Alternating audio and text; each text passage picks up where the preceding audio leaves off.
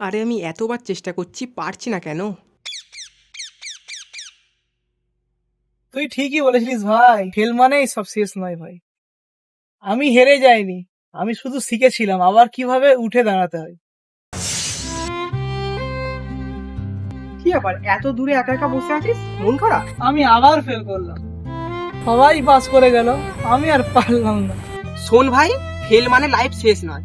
আর ওই একটা কাগজের টুকরো তোর জীবনের সাফল্যের চাবিকাঠি হবে। আমার সঙ্গেই প্রতিবারে এমন কেন হয় বল? ভাই, ফেল জাস্ট একটা শব্দ।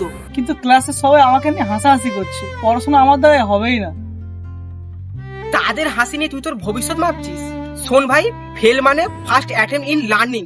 যদি সত্যি চেষ্টা করিস তাহলে আজকের এই ফেলটা তোকে জীবনে কোনোদিন আর ফেল হতে দেবে না। को कल की फिक्र सताती, वो बस आज का जश्न मनाता, हर लम्हे को खुल के जीता था वो।